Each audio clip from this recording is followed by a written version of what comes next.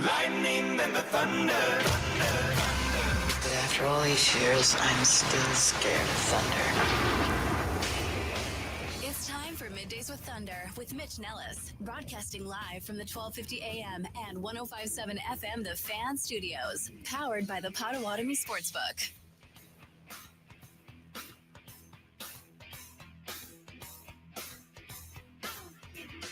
This is Middays with Thunder here on The Fan. Welcome into the 1 o'clock hour. Things are just flying along. Watching SportsCenter, Jerry Jones is talking. J.J. Watt was on with Pat McAfee today. I'm sure he will have some interesting things to say about Micah Parsons. I saw an article earlier today, Ron Wolf, talking about how this is a great deal for the Green Bay Packers. We talk Brewers and we talk Packers. We can just talk Micah Parsons for 3 hours. Like, there is enough local and national content out there that we could go there. Literally, Adam Schefter's on ESPN right now talking about Micah Parsons may get back injection to play Sunday. He is dealing with joint sprain, and he's been limited at practice. He is practicing. Oh, who'd he beat there? Looked like that might have just been Ben Sims. Ben Sims still on the team? Yeah. I think so. I think he is. Yeah. Because I think that was 86. Yeah, that 86 would be is Ben Ben Sims. says. Yeah. All right. He better be the tight end. Come on now.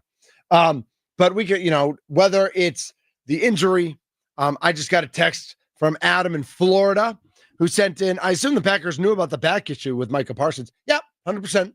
I think the Packers 100% knew about the back issue. I think they did their due diligence, both with the Cowboys doctors, with Micah's personal doctors or whoever he was traveling to see, and when they did their own physical and did their own. And so I think they know what the situation is. It would be shocking to me if the Packers, if something here was surprising to the Green Bay Packers. 414-677-1250, 414-677-1250 is the phone number. Who is your top 5 Green Bay Packers right now? Right now, on the roster, or not, I don't know. Do they have anybody on the injured list that I guess you could put somebody, I guess Christian Watson could be in your top 5. If you really love Marshawn Lloyd, right, whenever he's hurt, you right? know? Yeah. But if you, but top 5 Packers right now, I have my list. I have a few from Facebook. And so we're going to get to those. And it's just kind of a vibe check. Who do you feel you want to see the most from as this season starts? Ty in Arizona writes in, he's got Micah 1. He's got Micah Parsons 1. He's got Xavier McKinney 2, Josh Jacobs 3, Jordan Love 4, and Rashawn Gary 5. And then Dan in Whitefish Bay writes in that he likes Ty's list. So I don't know if he's going with the exact same, but he says he likes the list. This is an opinion piece, so we don't want to rip on it too much. I just would not have Rashawn Gary on my top 5. And I think I'm in the majority there. Obviously, I'm not. Obviously, it's not anonymous. Charlie, I think you mean unanimous. Oh yeah. Obviously, it's not unanimous. Yeah. But wow, he didn't even know. That's unbelievable. Sometimes I tune you out. I'm looking at other lists and stuff that people are writing. No. We know that we know that's the Brookfield education. I trust the people that are getting paid to talk know what they're talking about. I trust people from Cudahy. Okay, that's what I trust. Damn straight. Yep. I think as this season goes along, Rashawn Gary could get into that list. Rashawn Gary could be mentioned, especially if it's a week-to-week thing. I mean, he's going to have a week where he has 2-3 sacks. He might have a couple weeks where he has 2-3 sacks. I mean, not always. I think what we saw not always. Last season, it was a really long time before he even had 1 sack. He didn't play with Micah Parsons last year. That's true, I guess. But also, I mean, how often is Rashawn Gary going to get there before Micah Parsons this season? I think if he's one-on-one and Micah's double teamed, I think Rashawn Gary will get there a good number. I don't know if it was there was one of our good friend Packer podcasters, not Andy Herman, last night, maybe it was Peter Bukowski, said that the over-under for sacks this year for Micah Parsons is 12.5. And he said, not only would I take Micah Parsons in that number, but I'd take Rashawn Gary on that number also. At the same exact number? Now, I'm not going that crazy. That's nuts. Yeah. I think that's nuts. But I think Rashawn gets to 10. I think he gets to 10. And if you get to 10, there's a game or two where you get 2.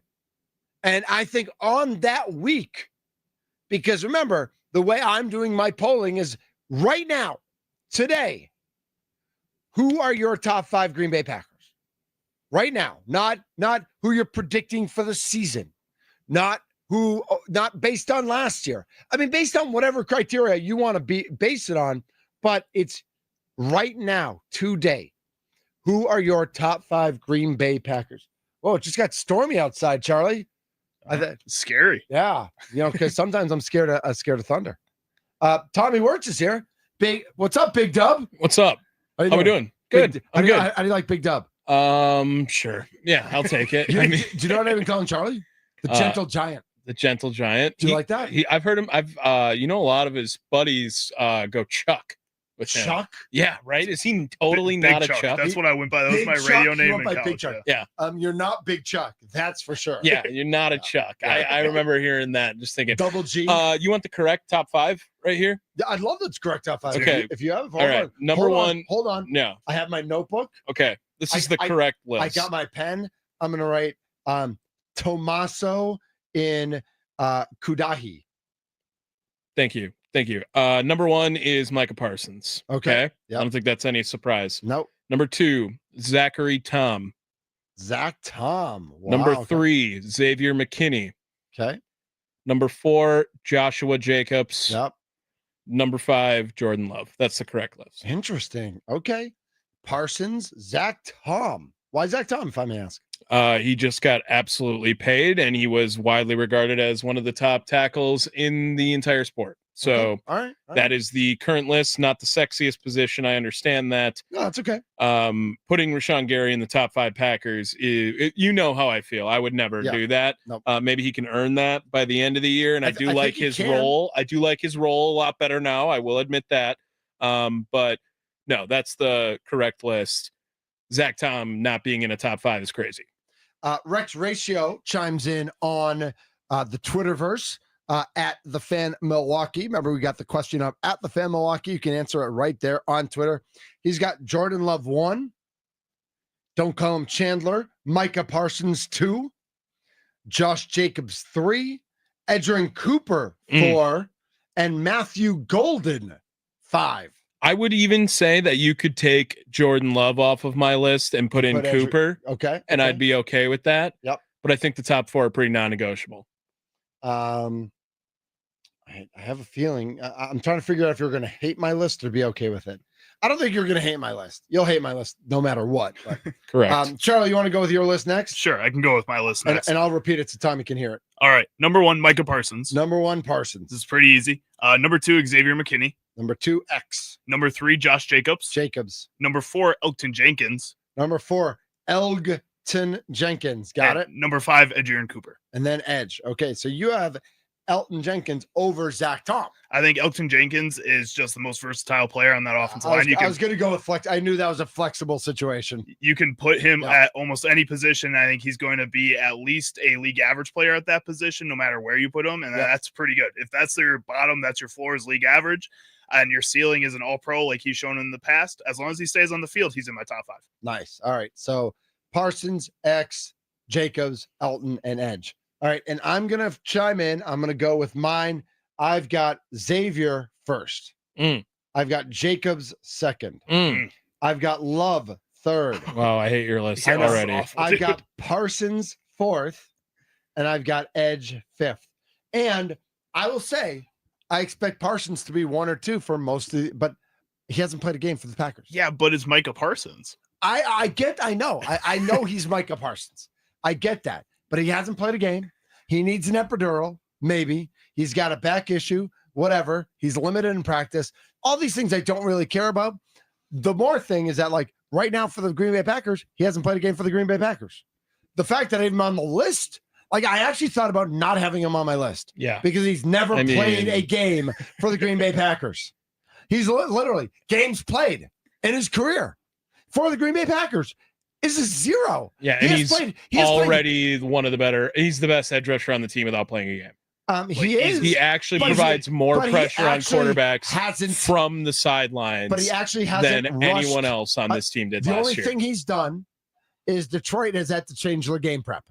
That's enough. If a team has to change their entire offensive game plan for one player, that got him from 53 to 4. That's a big jump, man. Until yesterday, Ketan Oladipo was higher on this list than Micah Parsons. Victor Oladipo was higher on this list. I don't even know. You're not wrong. You're not wrong. Exactly. He was. 414-677-1250. 414-677-1250. Like Tommy, you can call in and tell me how crazy I am. I would love to hear how crazy I am because it's true. Micah Parsons probably needs an epidural, probably needs an anti-inflammatory shot, needs to get his back in order. And I guess my next thought then is like, how on a scale of 1 to 10, how worried are we about Micah Parsons? Not whether he'll play or not this Sunday, not how he's doing today in limited practice. But are we worried about him for the season long? Because it doesn't really matter. I mean, it matters because they're playing the Lions. It's a divisional game. It's a big game. So it matters. But it also matters what this team looks like in November, in December, and in January.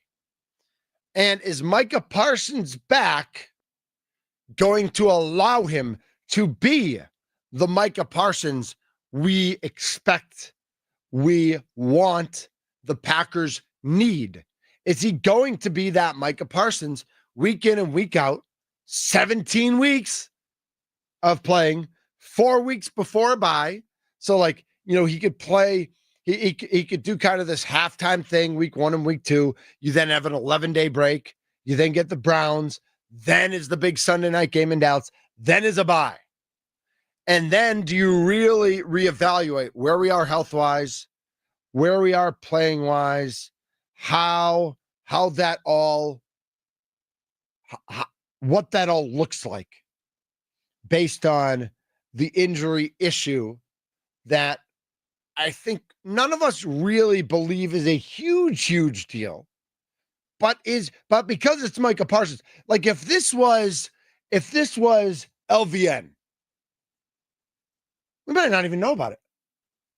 Like, if this was Nazir Stackhouse, we definitely want to know about it. If this was Elton Jenkins, we'd probably know about it. But if it was Sean Ryan, if it was the new kid from Ohio State, the offensive lineman, the second-round pick, Belton? Anthony Belton. Yep. If this was Anthony Belton, we probably wouldn't even know about it. But because of what we saw with Micah Parsons literally leaving Dallas and going through security to go meet with a doctor and leaving practice and leaving training camp and now being traded and now being talked about by Matt LaFleur. Let's see, do I still have? Let's see if I have the right spot. Are you pads today or no? It was the one right before that.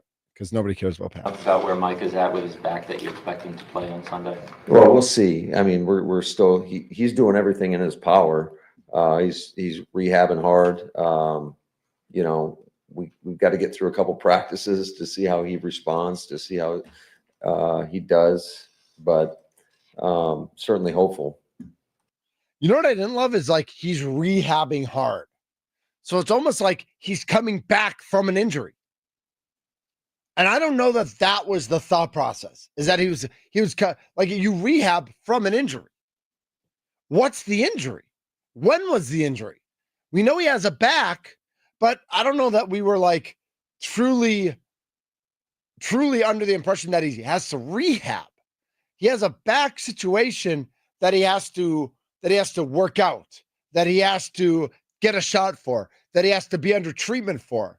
But I don't know, rehab. I don't know that rehab had been part of that conversation until Matt LaFleur said that today. So I don't know. I know I shouldn't be nervous. He's probably going to play his 20 to 30 snaps this week. He's probably going to play his 20 to 30 snaps Thursday night. He's probably going to get a good 11-day rest. I mean, how often? All right, here we go. Here we go. Google. Let's break out the phone. I got my Google machine. How often is it safe to get an epidural anti-inflammatory shot in your back? All right, we're searching. It's generally considered safe to have an epidural anti-inflammatory shot about 3 to 6 times per year. Okay? With most guidelines suggesting a minimal interval of 3 months between injections to mitigate risks like weakening of spinal bones and muscles, bone density changes, and impacts on the adrenal and immune systems. However, your doctor's specific recommendation based on your individual condition, the type of steroid used, and the effectiveness of previous injections will be the most crucial factor in determining a safe schedule for you. You generally wouldn't need more injections if you've achieved complete relief or experienced no relief from the previous shot. Repeat injections are often indicated for partial pain relief. Sure be nice if he could have one shot and be done. That would be nice. On a scale of 1 to 10, how nervous are you about this Micah Parsons situation where all signs point to that he will need an epidural, he will need the anti-inflammatory shot to get him ready to play, and that he is rehabbing from an injury, and that we will see how he responds after 2 days of practice, and then a determination that Matt LaFleur is hopeful that he will play on Sunday. Everything that just came out of my mouth, I just want to word vomit and just like throw up back into my mouth, and just like makes me feel yucky about the whole Micah Parsons situation. I hope it's just coach speak. I hope it's just, yeah, his back's a little hurt, but he's okay. I hope it's just that. I hope it's not more serious. I'm a little nervous about it. I got to be honest. So like on a scale of 1 to 10, I'm like a 7 or an 8. I'm truly concerned about this because this determines this goes a long way to determining the Packers season. I know it's Jordan Love, but it's on defense. It's Micah Parsons, because without Micah Parsons, they have a good defense. But they don't have a Super Bowl defense. With Micah Parsons, they have a Super Bowl defense. Clearly, and it's like easily a Super Bowl defense right. with an offense that's playoff caliber offense. Yep. I don't know if it's a Super Bowl caliber offense yet. We need to see how the wide receiver room looks this season. But if he can be on the field, it changes everything in the NFC for this Green Bay Packers team. And I wouldn't say I'm as concerned as you are. Like that's really high to be at a 7 or an 8 for somebody who was, I guess, so excited for this trade when it first went down. I know. And I think that, am I in my head? I think so. In my head here, Charlie? I think so. That's kind of where I was going with this. It kind of sounds like that you're overthinking this a little bit. He is like a grown man who is making decisions in order to make sure his career goes on as long as possible. And I think right now what he's trying to do is just get on the field and show that he can still be on the field, even with whatever is bothering him, still bothering him. So yeah, it may be an injury that I think maybe we need to take a little more seriously, but at the same time, it seems like he wants to be on the field. It seems like he's trying to be on the field as best as possible, and that he's a grown man making his own decisions at this point. And if he wants to play football, I'm going to be excited for him to play football. And until then, until he says that he's concerned about it, I think I'm okay. Look good enough about where Mike is at with his back that you expect him to play on Sunday? Well, we'll see. I mean, we're still he's doing everything in his power. He's rehabbing hard. You know, we've got to get through a couple practices to see how he responds, to see how he does. But certainly hopeful. This is Middays with Thunder, 1250 AM, 105.7 FM, The Fan, free on the Odyssey app, free on YouTube at The Fan Milwaukee. More coming up after this.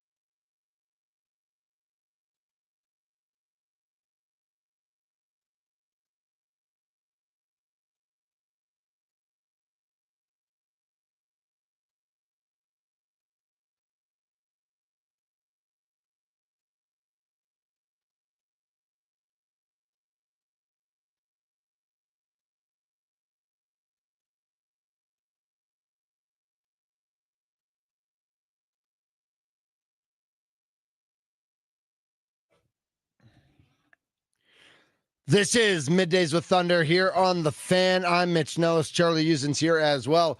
Remember, Steve Sparky Pfeiffer, Wisconsin Sports Daily, served up by Wendy's, will be live at the Broadhouse downtown this afternoon from 2 to 5. And then from 5 to 6:30, it'll be the leadoff show with Tommy Big Dub Wirtz as we go live today from 8 to 6:30. That's a lot of live and a lot of fun for you, our family here on The Fan. Remember, if you want to be part of the Middays family, just shoot me a text, shoot in an email. How would you even email me? I don't know. Shoot in a message on Facebook or on Twitter. However you want to get in touch with me, you go right ahead. We're going to create this family together. I don't know, Charlie, I don't know where to go here because I have two different thoughts. And I think both are interesting. One I'm surprised is interesting. And one is just kind of more like formulaic sports talk radio.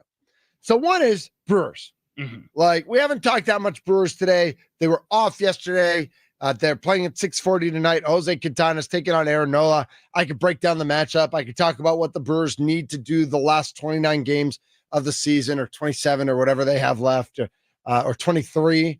Oh, I don't even remember what the number is. I think it's 23, actually, 23 games, and what they need to do. The Cubs did win last night 4-3, so they are a full 5 games back. For a while, they were a half game back, but less games back in the loss column.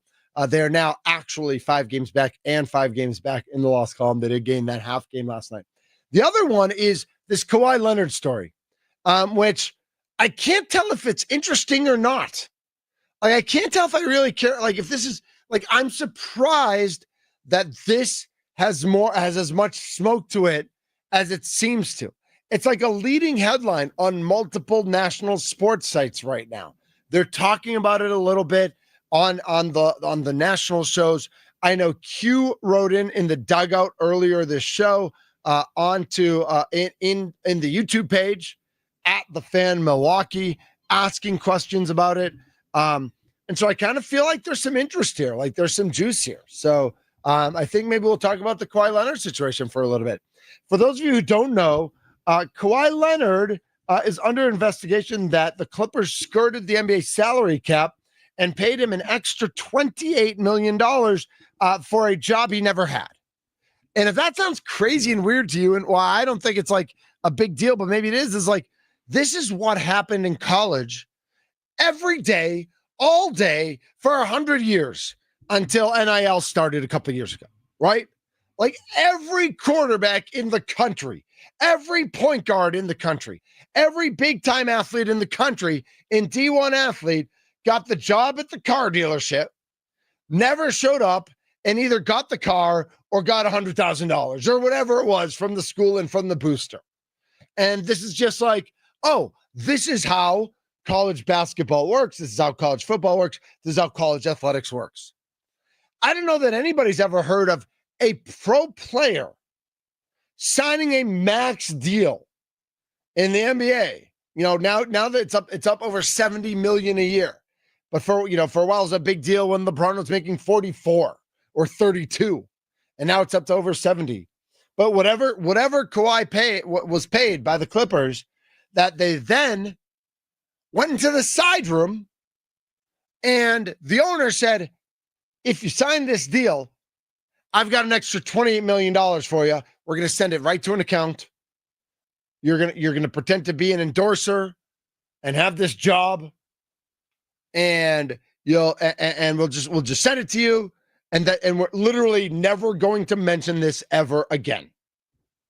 As opposed to, and I guess the company that Steve Ballmer owns, the owner of the Clippers, like, he had Robert Downey Jr. doing the same thing, but Robert Downey Jr. was the voice of the commercials for the company. And there's a few other athletes, I think, that like did at least sent out a tweet or an Instagram post or whatever it might have been, being a part of it. Pablo Torre, podcaster formerly from ESPN, is doing all this reporting, going through all the stats. Let's see, it looks like Kawhi agreed to the $28 million deal after he signed a 4-year, $176 million deal. That is $44 million a year. So he signed a 4-year, $44 million a year, which was the max that the Clippers could sign him to, but then also gave him a bonus of 20. Part of me feels like Kawhi just wanted to tell people he made $200 million to get over that $200 million number. An unnamed employee who purportedly worked for Aspiration, which is the name of the company, which is now bankrupt, told Torre that the payment to Leonard was in fact to circumvent the salary cap. This is wild. Like, this is weird. We talk about college sports being the wild, wild west, and this is just like out there. This is a little crazy. So Q writes in on YouTube. Remember, you can write in the chat right there on YouTube.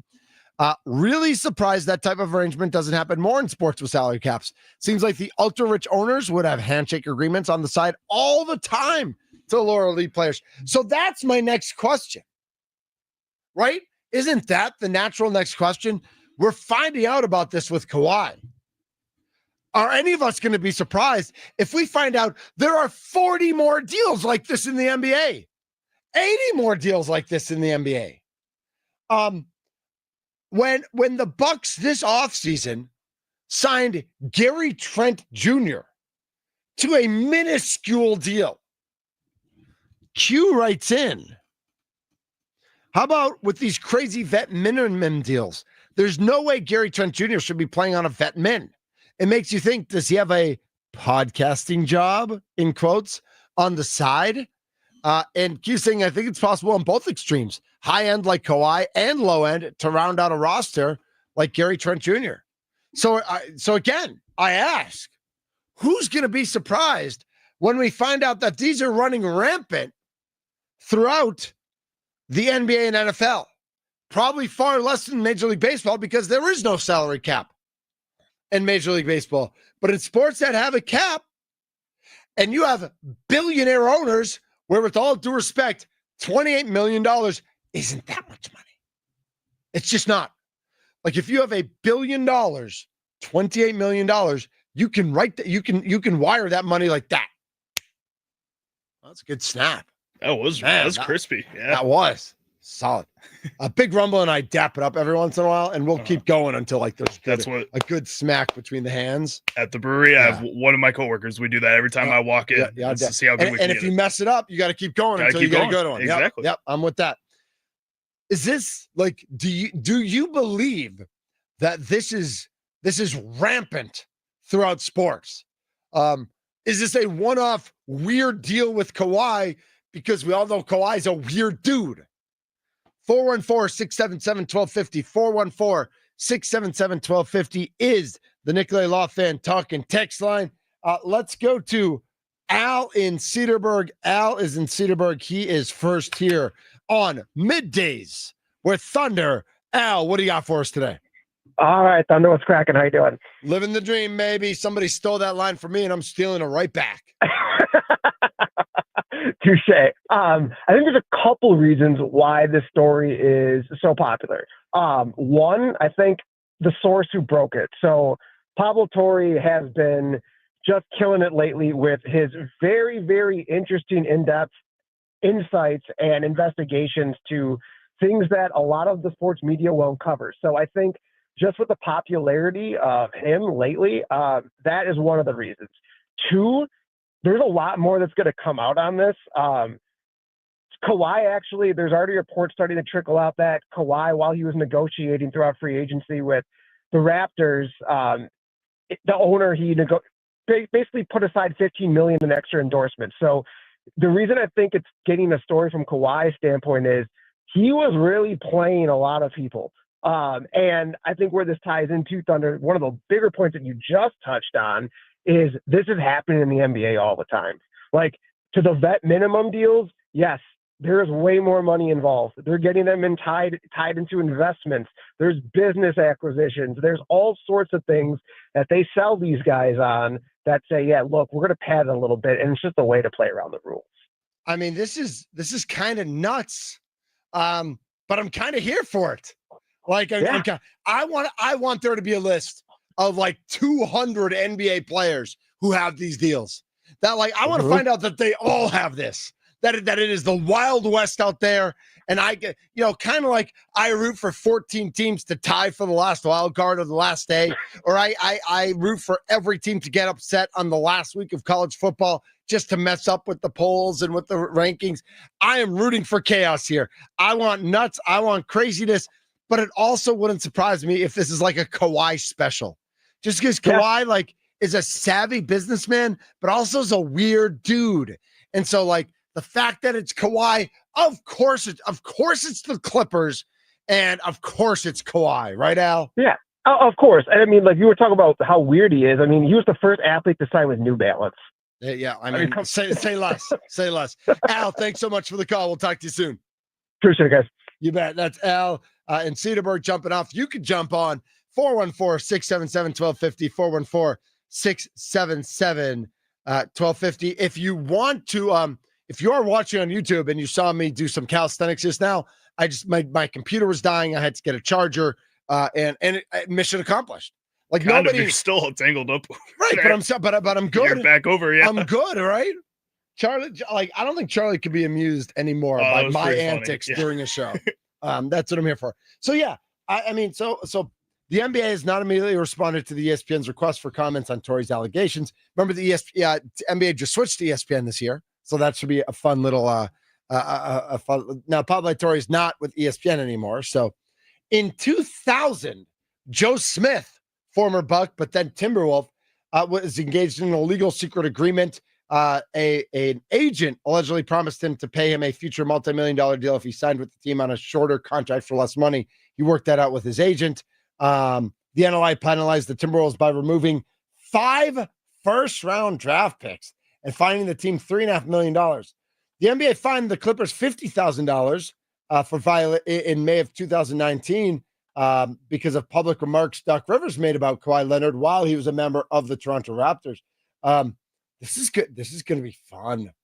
Most recently, Kawhi Leonard signed a 3-year, $153 million deal in January 24. What if the NBA voids that deal?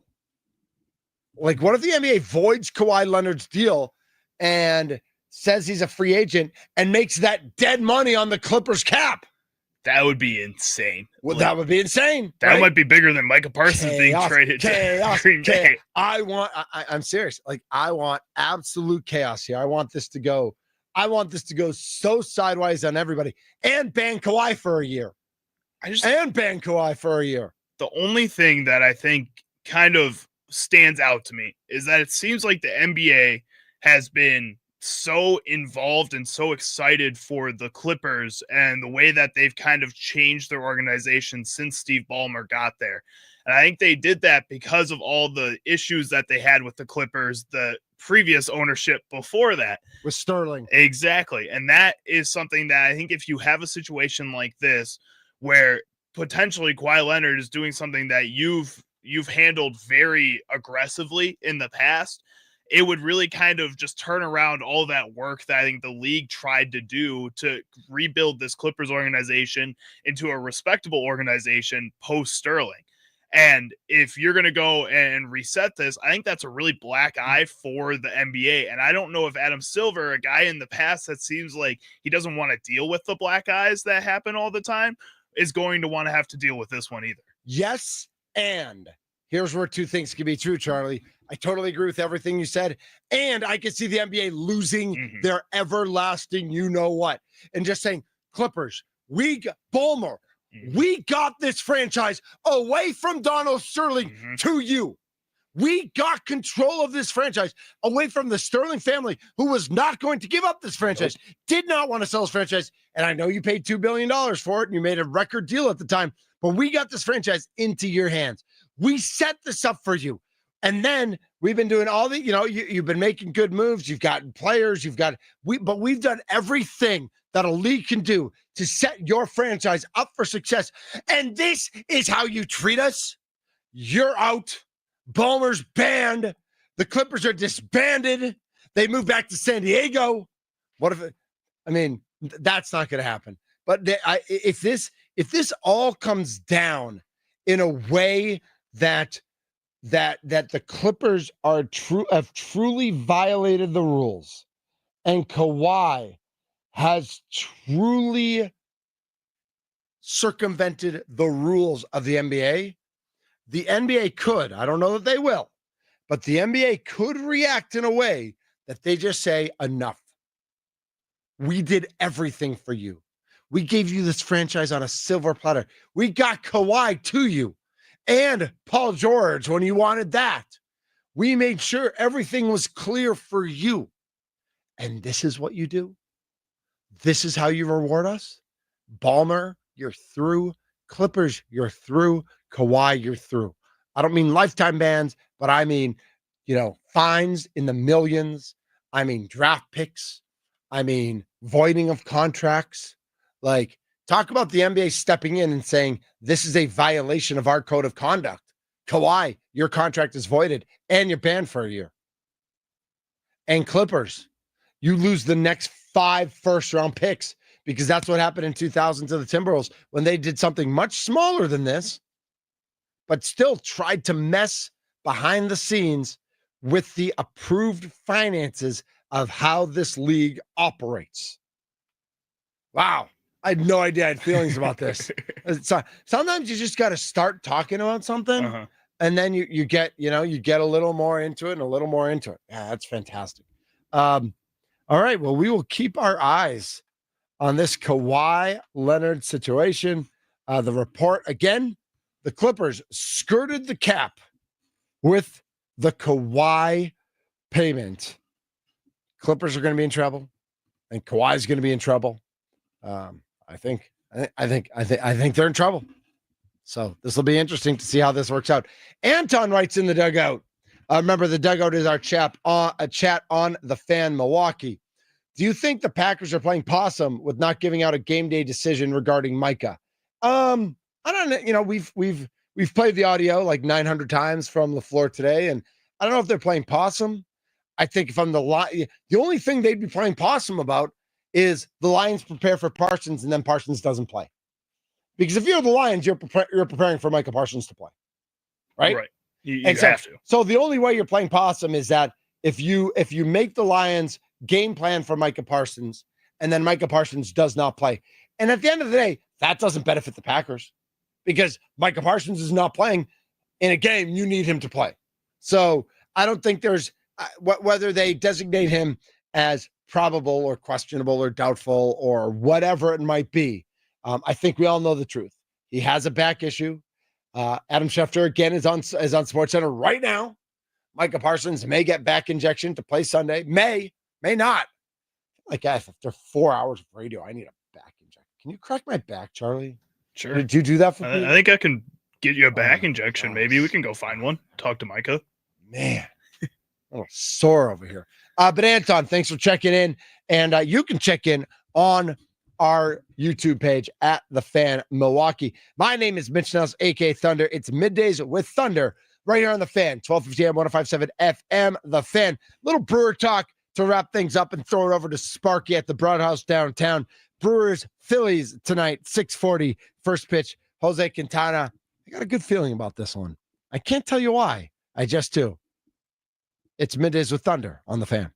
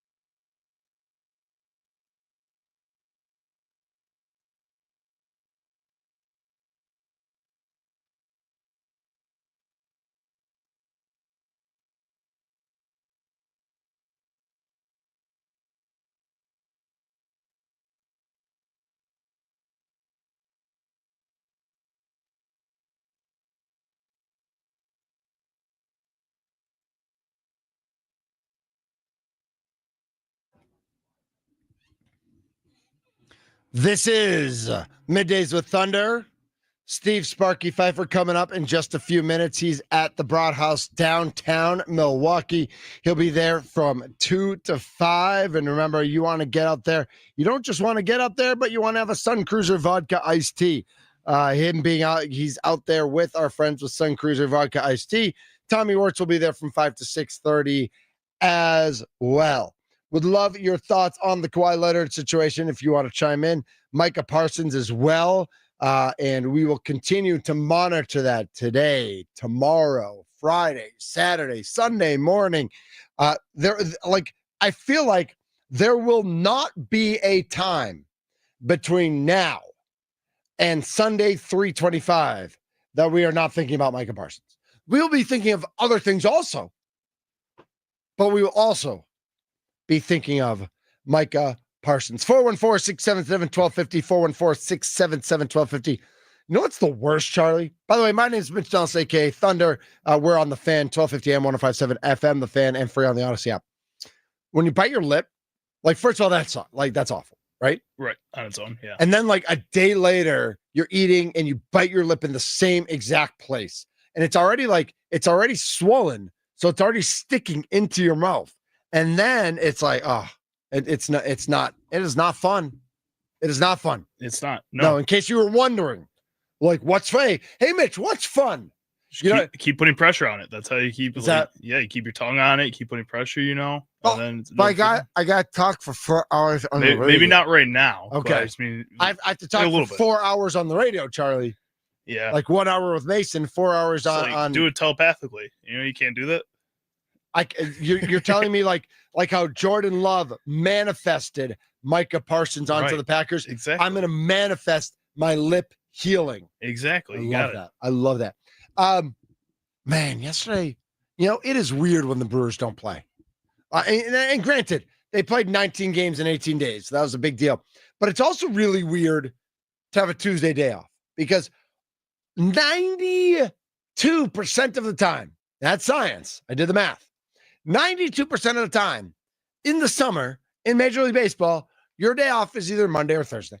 Monday or Thursday, you play a Monday through Wednesday series, you get Thursday off, then you play Friday through Sunday, and then or you play Friday through Sunday, you get Monday off, then you play Tuesday through Thursday, whatever it is, or you play 4-game series and you have no days off, which is what the Brewers basically do.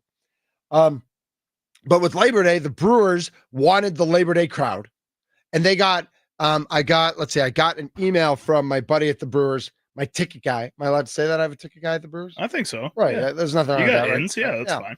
Corey's my guy. Actually, it's funny because Seth is my guy. But I was already working with Corey, and then Seth got the job with the Brewers, and he's like, Mitch, you're my guy, right? And I'm like, well, all right, Corey's. He's like, what do you mean Corey's your guy? Corey sent me an email. It turned out to be our second highest selling game of the year at over 42,000 Monday over at AmFanPhil, which is cool. Good for the Brewers. Yeah, that's awesome. I'm excited for tonight, man. I'm excited to get back into it. I know it's 6:40. I know tonight the game will be on TV. I'm not, and I think most of us are this way. I'm not glued to the TV for 2.5 hours, but it's on for 2.5 hours. And I'm doing other stuff, but I've got one eye on the game. And then if a guy gets on base, then I'm getting over there. And if something happens bad on defense or bad with the pitcher staff, I'm over there as well.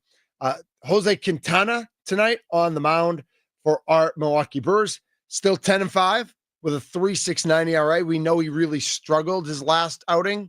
What was that, in Toronto, right? Correct. Yeah. He is facing Aaron Nola, and Aaron Nola is an interesting case. So you look at Aaron Nola, and Aaron Nola in his career, last year was 14-8, the year before 12-9.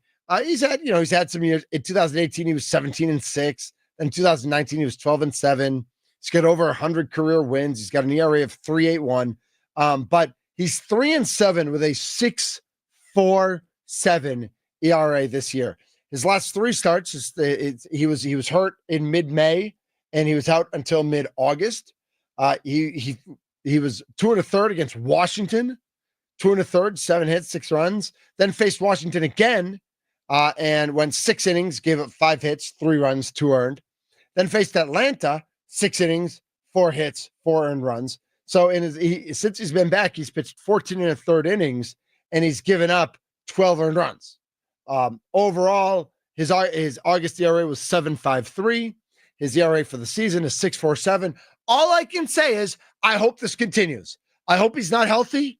I hope it hasn't worked out. Like, I don't want him to be hurt and like have like a career situation. I just hope tonight, like, he's not back and healthy yet and he still struggles, and that Bryce and Sal and Christian and professional hitter Bill Contreras and everybody else can get all the num-nums and just eat against Aaron Nola. That's what I'm hoping for. It's just important that they needed this break, the one day. And it's important that they're coming back here with clear minds, reset. I know it was just a little 2-game slide there against two really good baseball teams, but I think this Brewers team is better than these two baseball teams. I think they're better than the Blue Jays. I think they're better than the Phillies. And tonight is a good night to go out there and prove it again, like you did earlier in the season when you just demolished the Phillies for 3 straight games. They did. To that point, if they're better than the Blue Jays and they're better than the Phillies, well, you just said they're the best team in baseball, which I know record-wise they are. But the Phillies have the second best record in baseball. The Blue Jays, I don't know if they're tied for. Right. I think Detroit might have just flipped them. But they're in the, going into last Friday, they were the second best team in baseball before the Brewers took 2 out of 3 from them. So the Brewers just got to go out there. They got to stay in their lanes. They got to do their job. They got to communicate everything we said that the Green Bay Packers need to do. Don't get overly excited that you had a day off. Don't be too energized. Just go out, stay in your lane, do your job.